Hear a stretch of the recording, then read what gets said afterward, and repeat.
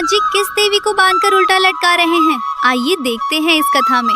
श्री मंदिर में आज एकादशी के दिन भात बन रहा है। हाँ, भात बन रहा है, दाल बन रही है, अनेकों प्रकार के व्यंजन और तरकारियाँ बन रही हैं। अरे इस कलयुग में जहाँ एकादशी के दिन भात खाना तो दूर की बात, उसका विचार करना भी महापाप माना जाता है। वहाँ श्री क्षेत्रपुरी के जगन्नाथ मंदिर में आज उत्सव का माहौल है। भक्तगण आनंद बाजार में बैठकर तृप्त होकर महाप्रसाद पा रहे हैं। आखिर ऐसा क्यों यहाँ एकादशी माता का चाबुक नहीं चलता? बात उस समय की है जब सतयुग का सवेरा था। भगवान विष्णु के श्री अंग से एक परम तेजस्वी शक्ति उत्पन्न हुई जिनका नाम था एकादशी देवी। उनका जन्म ही इसलिए हुआ था कि वे संसार से पाप का नाश कर सके। ठाकुर जी ने उन्हें निहारते हुए एक विशेष वरदान दिया। बोले, देवी, महीने में 2 दिन तुम्हारा राज चलेगा। जो भी मनुष्य उस तिथि पर अन्न, विशेषकर चावल पाएगा, उसके सारे संचित पाप उस अन्न में समा जाएंगे और जो तुम्हारी शरण में रहकर व्रत करेगा उसे साक्षात मेरा धाम प्राप्त होगा। एकादशी माता जो थी, उन्हें अपनी इस शक्ति पर बड़ा गर्व हो गया। हो भी क्यों ना, तीनों लोकों में उनका भय था। स्वर्ग हो या पाताल, उस दिन कहीं चूल्हा नहीं जलता था। पापी से पापी मनुष्य भी एकादशी के दिन चावल को छूने से कांपता था। अपनी विजय पताका फहराती हुई अहंकार में डूबी एकादशी माता एक दिन नीलांचल धाम यानी हमारे जगन्नाथपुरी पहुंची। जैसे ही उन्होंने मंदिर के सिंह द्वार में अपना पहला कदम रखा, उनको लगा कि शायद वे रास्ता भटक गई हैं। उनका दिमाग चकरा गया। आज एकादशी की पावन तिथि थी, पर यहाँ का नजारा तो बिल्कुल उलट था। आनंद बाजार में हजारों भक्त बैठे थे। कोई भूखा नहीं था, कोई प्यासा नहीं था। सबके सामने मिट्टी के कुल्हड़ों में गर्मा गर्म अन्न परोसा जा रहा था। भक्त बड़े चाव से जय जगन्नाथ का उद्घोष करते हुए उस भात को पा रहे थे। एकादशी माता का क्रोध 7वें आसमान पर पहुँच गया। वे व्याकुल हो उठी। सोचने लगी, ये मेरा अपमान है। मेरे ही दिन यहाँ चावल? क्या जगन्नाथ जी मेरा नियम भूल गए? क्या उन्हें मेरी शक्ति का भान नहीं? क्रोध में जलती हुई वे सीधे मंदिर के गर्भगृह में घुस गईं। सामने रत्न सिंहासन पर ठाकुर जी अपने बड़े भाई बलभद्र और लाडली बहन सुभद्रा के साथ मंद मंद मुस्कुरा रहे थे। एकादशी माता ललकार कर बोली, प्रभु, ये क्या अनर्थ हो रहा है? आपने ही तो मुझे वरदान दिया था कि एकादशी को चावल में पाप पुरुष का वास होगा। तो आज आपके इस धाम में ये पाप की गंगा क्यों बह रही है? रोकिए इन भक्तों को, वरना मेरा श्राप सबको भस्म कर देगा। ठाकुर जी ने बड़े प्रेम से देखा और शांत स्वर में बोले, देवी, शांत हो जाओ। तुम देख रही हो, वो साधारण चावल नहीं है, वो कैवल्य है। वो मेरा महाप्रसाद है। ये साक्षात मेरी जूठन है और मेरी जूठन में कभी कोई पाप निवास नहीं कर सकता। इसके सामने कोई तिथि, कोई नक्षत्र, कोई नियम बड़ा नहीं है। परंतु एकादशी माता का अहंकार जो था, वो बहुत बड़ा हो चुका था। उनको लगा कि भगवान केवल अपने भक्तों का पक्ष ले रहे हैं। वे जिद पर अड़ गईं। बोली, नहीं प्रभु, नियम तो नियम होता है। अगर सारी दुनिया चावल नहीं पा रही तो पुरी में भी कोई नहीं पाएगा। मैं अभी जाकर उन भक्तों के पत्तलों से वो अन्न छीन लूंगी। जैसे ही एकादशी माता पलटी और उन्होंने महाप्रसाद को रोकने के लिए अपना हाथ उठाया, तभी अचानक मंदिर का पूरा वातावरण बदल गया। ठाकुर जी की वो प्यारी सी मुस्कान ओझल हो गई।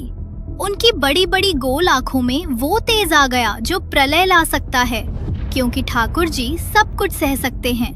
अपना अपमान सह सकते हैं, लेकिन अपने भक्त और अपने प्रसाद का अपमान उनसे सहन नहीं होता।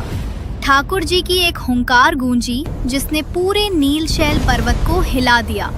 वे कड़क आवाज में बोले, रुको देवी, तुमने मेरे महाप्रसाद को पाप कहने का दुस्साहस कैसे किया? क्या तुम भूल गई हो कि ये महाप्रसाद साक्षात ब्रह्म है?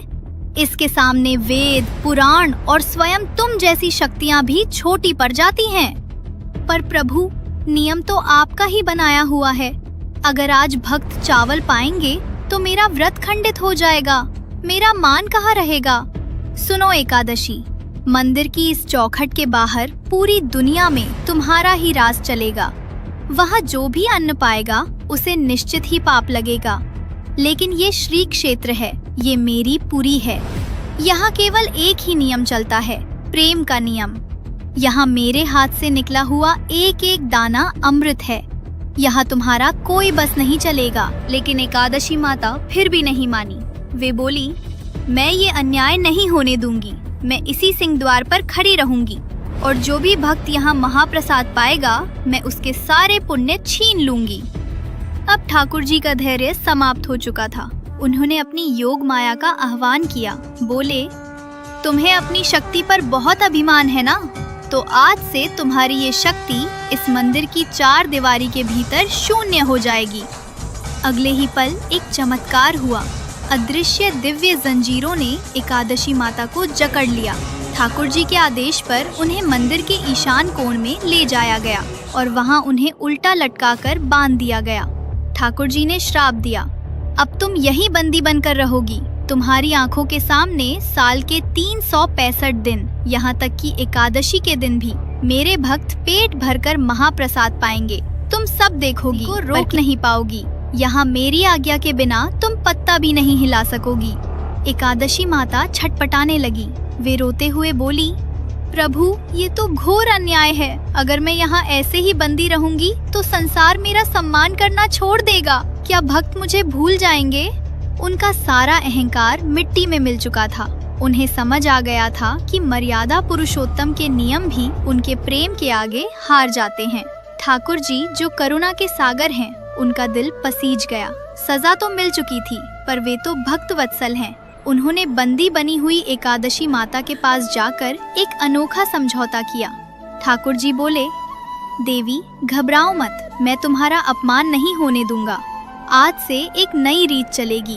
पुरी में एकादशी के दिन भक्त पेट भरकर महाप्रसाद पाएंगे। उन्हें कोई पाप नहीं लगेगा, लेकिन तुम्हारे सम्मान की रक्षा के लिए वे उस महाप्रसाद को पाने से पहले अपने मस्तक से लगाएंगे, उसे दंडवत प्रणाम करेंगे और मन ही मन कहेंगे, हे एकादशी माता, ये साधारण अन्न नहीं, प्रभु का प्रसाद है। मैं इसे प्रभु की आज्ञा मानकर ग्रहण कर रहा हूँ। मेरा व्रत खंडित न हो। एकादशी माता इस सम्मान से प्रसन्न हो गईं। उन्होंने वचन दिया, प्रभु, जो भी भक्त इस भाव से पुरी में महाप्रसाद पाएगा, मैं उसके पाप नहीं गिनूंगी, बल्कि उसे 2 गुना पुण्य प्रदान करूंगी।